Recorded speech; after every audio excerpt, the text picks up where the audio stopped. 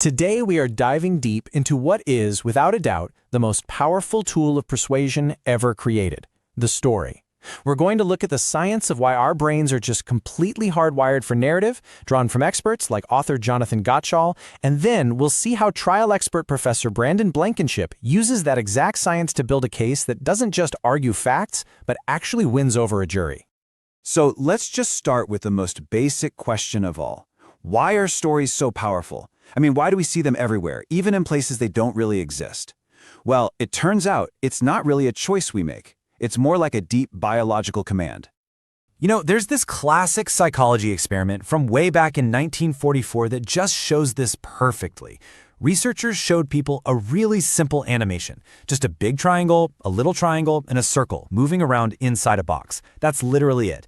But what people saw wasn't shapes. No, they saw a full-blown drama. They saw a big, mean, bully triangle trapping this poor little circle, and a brave little hero triangle trying to save her. Our minds just automatically, without us even thinking about it, turn random chaos into a story with a beginning, a middle, and an end.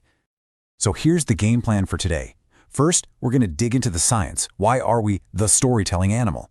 And we'll meet the brain's inner narrator. Then we pivot to how this is used in the real world with some powerhouse courtroom strategies, turning a victim into a victor, casting the perfect hero, and this really fascinating idea of depositing joy to withdraw pain. Okay, so let's start with this first big idea. According to author Jonathan Gottschall, our brain's default setting is basically story mode. It's constantly trying to take all the random things that happen to us and weave them into some kind of meaningful plot. It's just how we make sense of the world around us. And this quote right here, it's not just some nice poetic line. It's a biological reality. We don't just like stories, we actually need them.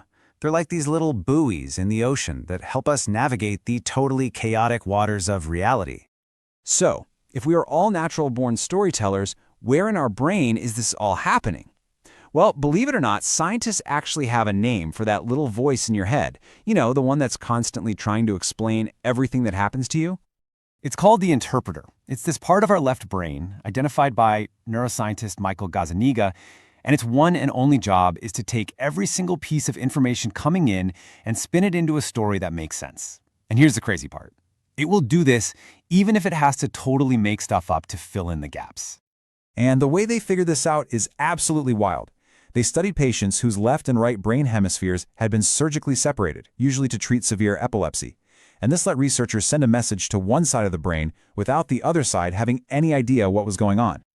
Okay, so get this. In one experiment, they showed a snowy scene to the patient's right brain. The patient's left hand then pointed to a picture of a shovel. Simple enough.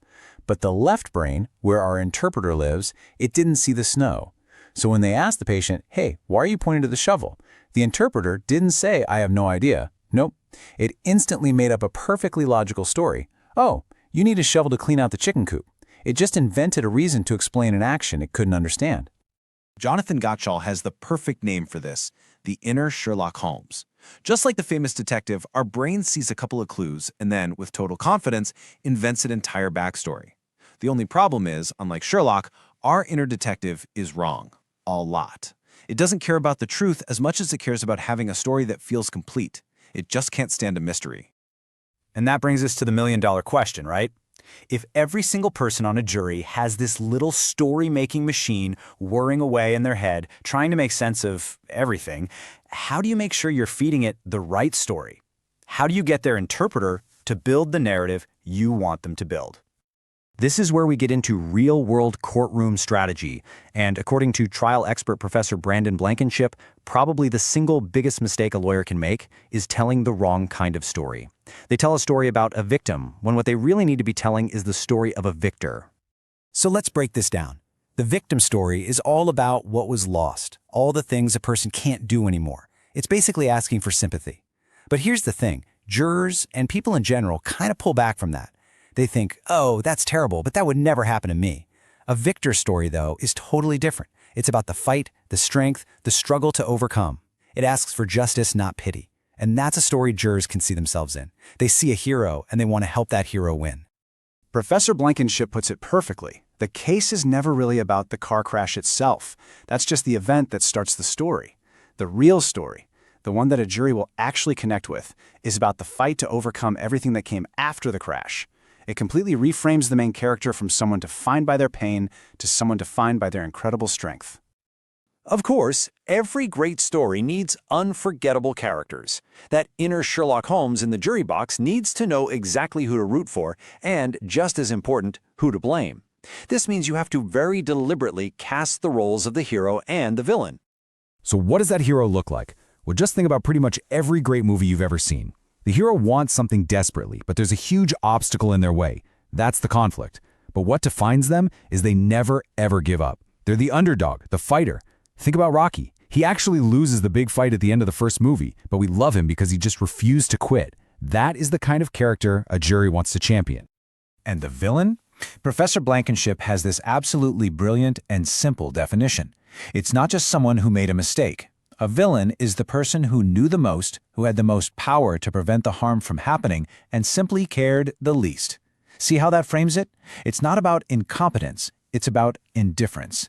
And that is so much worse. Okay, we're at the final piece of the puzzle. And honestly, this one might be the most counterintuitive strategy of all. How do you talk about the damages, the pain, the loss, in a way that truly lands?